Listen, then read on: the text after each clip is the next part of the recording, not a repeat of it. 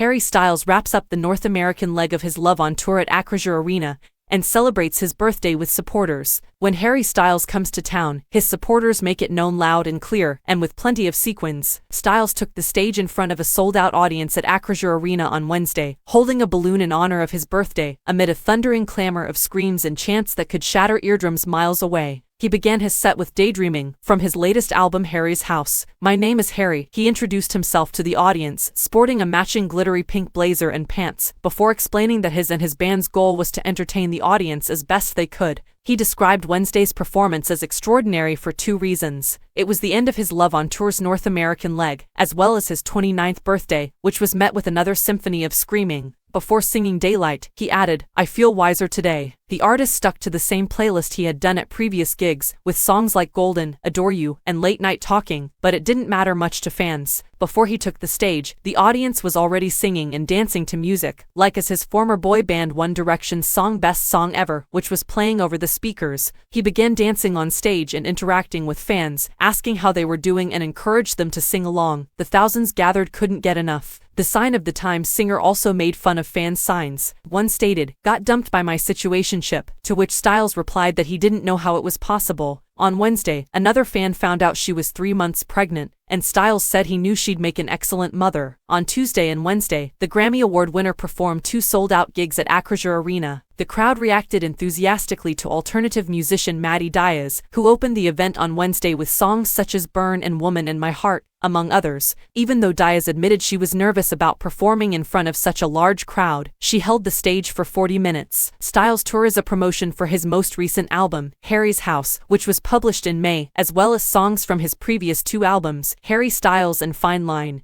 He will perform in Australia later this month, and the trip will conclude in Italy in July. The employees at Acrisure Arena went above and above to make the birthday boy feel welcome. Watermelon Italian Ice, in honor of his song Watermelon Sugar, was available for purchase. Fans could even take selfies in front of a Happy Birthday Harry sign if they were patient enough to wait in a line hundreds of people long. After finishing his set, a dark arena sang Happy Birthday to the superstar, and he returned for encore performances of Sign of the Times, As It Was, and Kiwi. His band also sang Happy Birthday to him and gave him with a cake. After blowing out his candles, Styles thanked his fans for coming out to his gigs and supporting him throughout his career. Despite the fact that doors didn't open until 6:30 p.m., hundreds of fans were fine tolerating hours of sunshine before the show. At 3:30 p.m., Michaela Duke and Callie Baker of Nebraska were lined up in front of the arena. They saw him in Inglewood on Jan. 29, and because they had an obsession with the Brit, they secured tickets to both Palm Desert gigs. Even if the setlist is repeated, Baker claims that no show is the same, especially when it comes to his flamboyant clothing selections and interactions with the audience. Duke went on to say that the Tuesday night event was extremely loving and packed with committed fans. Amy Rickard and her daughter, Katie, traveled from the Bay Area for his birthday bash. They'd both seen him play live previously,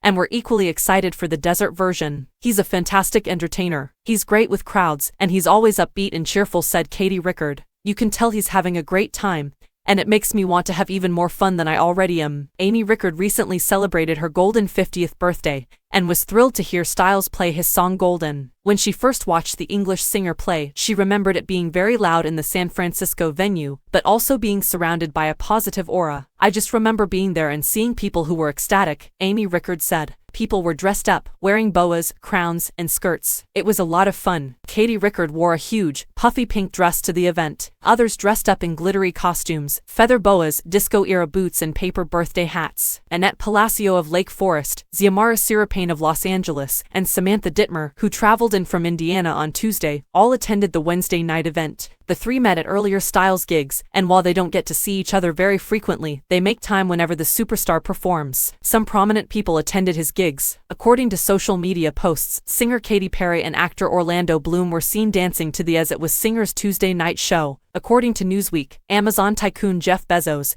and media figure Kris Jenner were also in attendance. In recent years, Styles has made several appearances in the Coachella Valley. In Palm Springs in 2020, the singer shot Olivia Wilde's psychological thriller Don't Worry Darling, which also starred Florence Pugh. He then returned to the desert in April 2022 to headline the Coachella Valley Music and Arts Festival, where he unveiled a couple new songs from Harry's House and shared the stage with special guests, country icon Shania Twain and hip-hop superstar Lizzo.